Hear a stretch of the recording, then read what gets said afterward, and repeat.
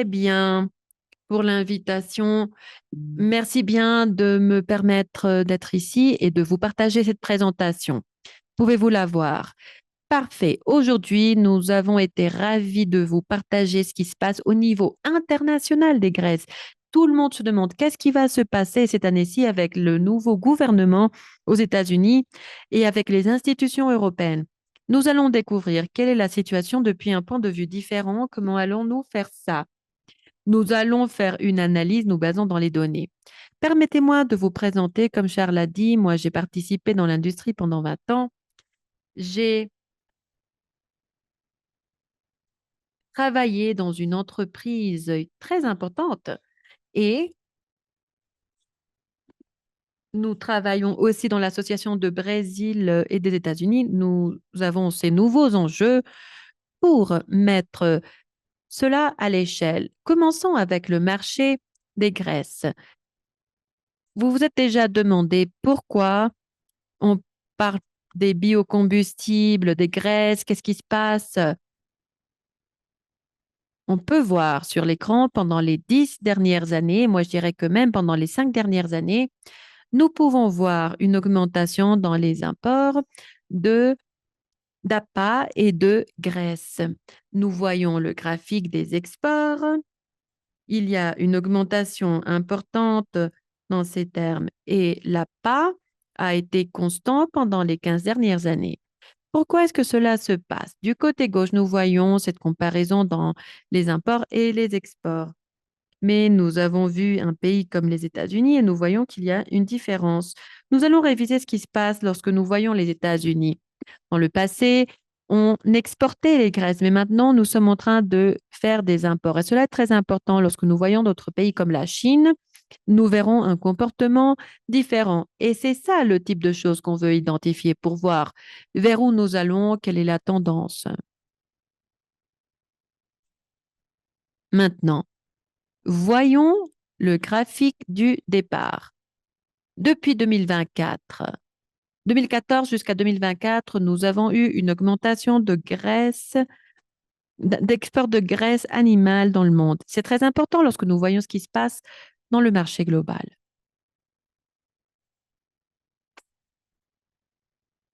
Nous allons analyser les exports. Est-ce que vous êtes préoccupé par la Chine? Ne vous inquiétez pas, la Malaisie est aussi dans le jeu.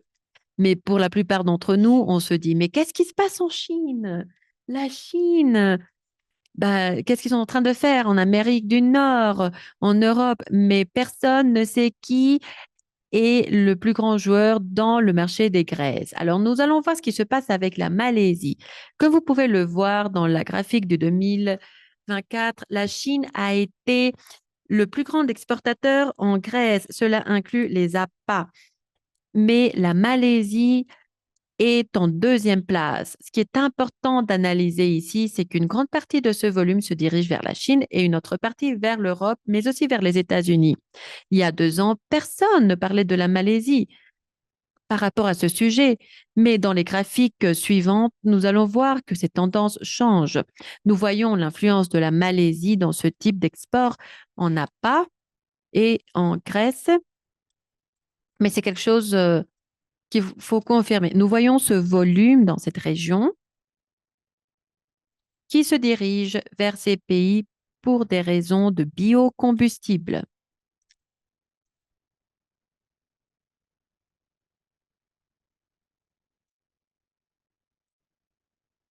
Nous allons analyser ça.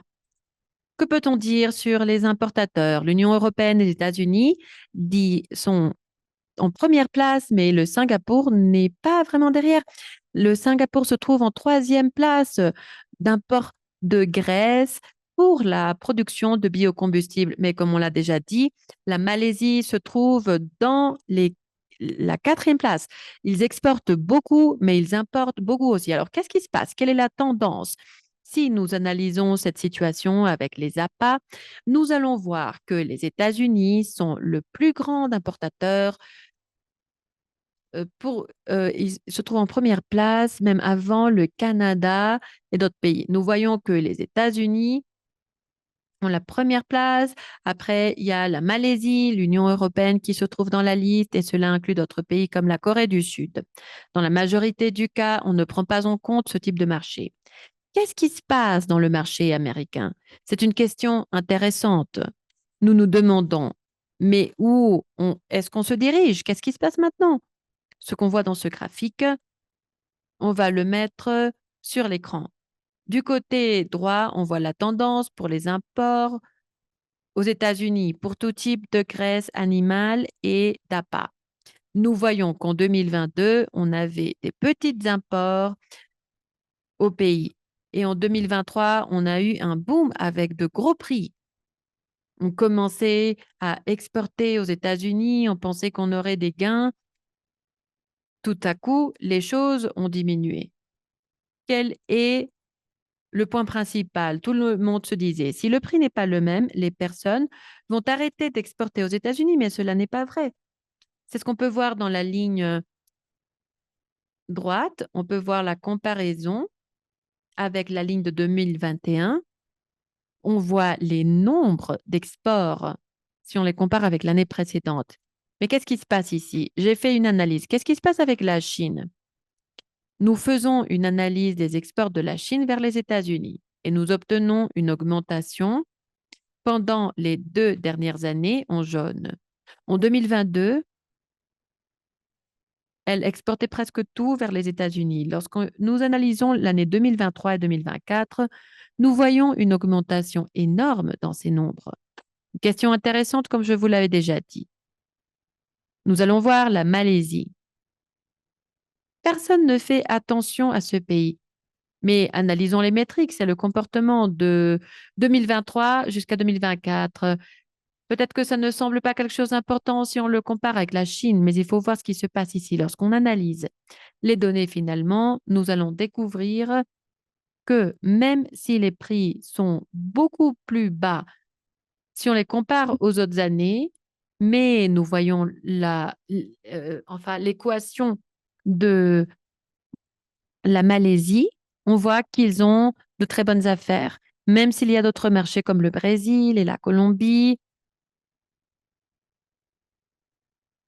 Ce qu'on voit pour les années et mois prochains, les États-Unis vont continuer d'être une bonne option. Donc peut-être il y aura des restrictions politiques ou d'autres types de restrictions, mais en ce qui concerne le prix, ce qui se passe n'est pas grave, la tendance est toujours croissante. Nous aurons quelque chose de supérieur si on le compare à ce qu'on a eu pendant l'année dernière. Nous voyons l'export d'appât aux États-Unis. Nous voyons le premier comportement régulier du marché. Nous voyons qu'il y a une augmentation constante des volumes en appât pour les exports. Donc, c'est un processus qui a été présent pendant plusieurs années. Nous voyons d'autres marchés, par exemple les marchés asiatiques, qui ont une tendance complètement différente. Qu'est-ce qui se passe avec les prix actuellement? Quelle est la tendance? Tout le monde dit d'accord, mais la situation est très mauvaise, on ne gagne rien, tout va mal, mais si nous voyons les graphiques, si nous voyons le graphique de la graisse jaune, on voit les chiffres de 2021, c'est-à-dire que la situation n'est pas très différente de ce qu'on avait il y a 2 ans. Pour cette raison, on dit que c'est le moment des graisses ou de l'appât.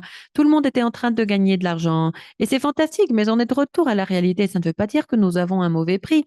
Même lorsqu'on le compare avec les années antérieures, on observe cette analyse de 2019, 2018 jusqu'à 2025. À l'époque, on n'avait presque pas d'argent. Et maintenant, nous avons des nombres qui sont beaucoup plus meilleurs si on les compare à ce qu'on avait il y a quelques années. Et c'est la même chose pour les graisses. Ici, je mets toutes les graisses qu'on a, on va voir leur comportement et on observe qu'elles ont presque le même comportement. Et si on les compare avec les années antérieures, on voit que le marché est assez bon et qu'il se trouve avec de très bonnes conditions. Lorsqu'on voit le prix des graisses, par exemple la graisse jaune, et de l'APA en 2023 ou en 2024, on n'a aucun type de crise, même pour ces gains. Et si on le compare avec 2023, on parle d'une crise. Mais dans la vie réelle, c'est une crise où est-ce qu'on arrive au nombre réel?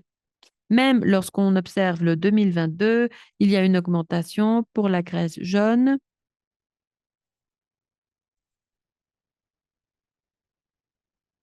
Nous voyons cette augmentation de 3% entre janvier et décembre. Cela représente plusieurs avantages et bénéfices, mais depuis notre perspective, nous observons qu'il n'y a pas une situation difficile, mais nous sommes en train de revenir à la situation normale qu'avant on nommait le boom des graisses dans le monde. Mais nous allons voir ce qui se passe aujourd'hui. Est-ce qu'on est encore en crise? Alors, on va trouver cette réponse. Pour avoir une réponse, il faut parler de trois affaires. La première, c'est la transaction 45Z. La deuxième, c'est le virus de la langue bleue. Nous allons voir l'impact dans nos produits. Nous allons parler de la transition vers le 45Z. Quelqu'un ici a déjà parlé de ça et c'est à partir du 1er janvier, le 45Z va remplacer le 45Q et le 40B, nous basant dans les émissions de carbone. Ça veut dire que les conditions ont changé. Et pour cette raison, nous voyons ces variations dans le marché parce que nous sommes en train de spéculer du point de vue politique, technique. Les règles vont changer sûrement. Et donc, il sera très compliqué de savoir ou de définir ce qui va se passer. Maintenant, nous savons exactement quelles sont ces réponses. Et cette transition qui va préparer les producteurs de biocombustibles et nos industries pour une nouvelle tendance, quel sera l'impact dans notre industrie? Par exemple, les producteurs de biocombustibles, de diesel renouvelable devront calculer leur réduction de carbone avec une méthodologie. Ici, nous avons un petit paragraphe sur ce modèle et l'utilisation de cette technologie. Nous avons une analyse du cycle de vie pour mesurer l'impact environnemental en calculant l'intensité de carbone. Qu'est-ce que ça veut dire? Comme je vous l'avais dit avant, la façon de travailler sur ces affaires avec l'information différente par rapport aux années préalables. Pour cette raison, nous avons ce type de spéculation. Pourquoi est-ce que le marché pourrait être modifié? De la même façon, l'empreinte de carbone peut être limitée ou atténuée dans ce moment-là. Il faut voir l'efficacité de chaque produit, quel sera le bénéfice pour notre entreprise, comment faire ça. Et il faut commencer à travailler avec ce type de producteur ou de client pour définir quelle sera la meilleure façon de vendre nos produits et quel serait le concept qu'il faut être mis en place ou la méthodologie qui sera utilisée. L'appât et l'huile. Enfin, du côté technique, on va nous aider avec ce processus pour avoir une connexion solide avec nos acheteurs potentiels, pour leur montrer ce qu'on peut faire avec ces graisses. Nous allons voir cette partie-là de l'huile de maïs distillé ou les huiles de soja futures. Comme vous le voyez, le DCO est un produit fait à base de l'éthanol. Et pourquoi est-ce qu'on le met là? Parce que d'une certaine façon, c'est la compétition euh, de nos graisses. Si les prix de ces produits augmentent, qu'est-ce qui va se passer avec nos produits? Ils vont augmenter. C'est la même chose lorsqu'ils diminuent. Et maintenant, nous allons parler sur les huiles de soja futures.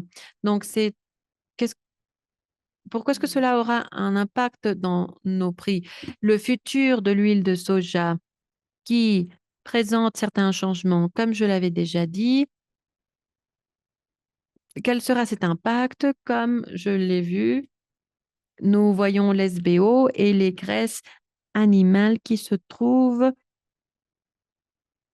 qui représentent des matières premières pour cet objectif et qui sont en relation les unes aux autres. Si quelque chose se passe avec l'une, il y a quelque chose qui va se passer avec l'autre aussi. Pourquoi cela peut avoir une influence sur nos intérêts? Bon, les mesures incitatives du 45C. Il faut faire attention à ce concept. Pour cette raison, je vous disais qu'il faut travailler avec ces acheteurs potentiels puisque d'une certaine façon, ils auront une préférence pour ce type de produit et cela pourrait avoir une affectation dans la demande de nos graisses animales ou de la graisse jaune et de la qualité. Nous avons un certain nombre d'identifications.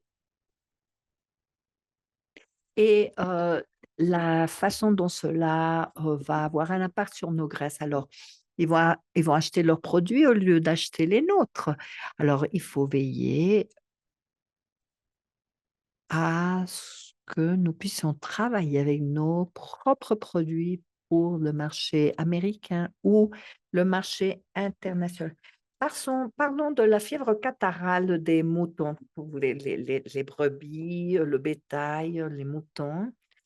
Alors bon, il y a la fièvre, des maladies respiratoires et d'autres complications. Bon, pourquoi nous avons quelques cas dans le Royaume-Uni, l'Allemagne, et on verra d'énormes limitations au moment de pouvoir collecter les matières premières, même si on va sacrifier ces bêtes. Alors, que va-t-il se passer?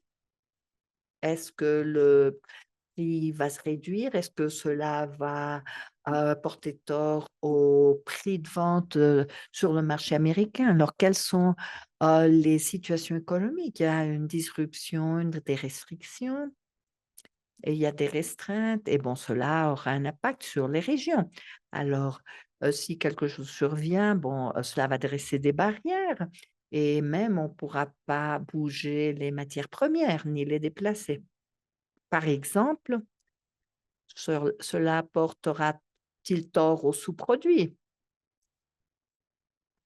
La production de viande et de produits laitiers, la productivité ne sera pas positive. Cela va affecter les producteurs et va porter atteinte aux entreprises. Ah, évidemment, la mortalité est élevée et bon, beh, et pour la production de graisse pour les biocarburants, ça c'est important, mais la situation n'est pas, si alléchante si on perd nos profits et finalement l'impact des graisses animales et l'industrie des biocarburants, qui ne cesse de se réduire à cause des mouvements des marchés et certaines restreintes. Alors, s'il y a une situation en Europe, cela va impacter notre région. C'est pour cela que ce concept est si important. Et bon, voici quelques conclusions pour vous. Que pouvons-nous tirer de ces données? Que voyons-nous dans notre boule de cristal? Quel est l'avenir en lien avec le SBO, les prix? Bon, cela fait que les prix montent, mais comme je l'ai déjà dit, il y aura un impact quand les prix ne seront pas si positifs. Bon, la transition au 45Z, quel est exactement le problème? Sur le court terme, le marché des graisses animales, des huiles, et cetera. Bon, tout le monde est en train de l'analyser. Est-ce que cela aura un impact sur les exportations, les importations? Alors, bon, nous suggérons que ces marchés qui ne réagissent pas de manière volatile. Alors, que va-t-il se passer? Bon, bah, c'est vraiment la cause heu et qui est à l'origine pourquoi le prix baisse, le prix monte. Alors, c'est pour cela que cette situation va changer tous les processus en termes du commerce et de l'échange des graisses animales. Parlons des prix. Alors même avec des prix, plus bas en comparaison avec d'autres années, les exportations vers les États-Unis de graisses animales, peuvent être positives pour les pays, d'Asie et des pays comme le Brésil. On peut voir ici que l'équation, heu fonctionne bien pour eux, même si, bon, les prix ne se maintiennent pas vis-à-vis de l'année, dernière. Bon, il y a une situation qui ne peut pas être, qui est imprévisible. On ne sait pas quelle sera la situation pour l'Asie, si c'est une bonne option pour avoir des prix, plus, réduits. Mais ce serait une bonne option, que ce soit pour les pays occidentaux et orientaux. Nous allons tenir la réunion REAM à Guadalajara. Nous allons travailler, de très près avec Nara et Abra du Brésil et les organisateurs de la, conférence internationale de l'équarrissage, et cette manifestation aura lieu du 2 au 4 septembre à Guadalajara. C'est une convention d'affaires. On va vous connecter avec vos collègues, vos clients, vos fournisseurs. Vous êtes bienvenus. C'est une expérience fabuleuse avec plus de 1000 participants, et pouvoir vous connecter avec des personnes dans le monde entier, c'est-à-dire faire du réseautage et avec vos acheteurs potentiels et avec les concurrents, bien sûr.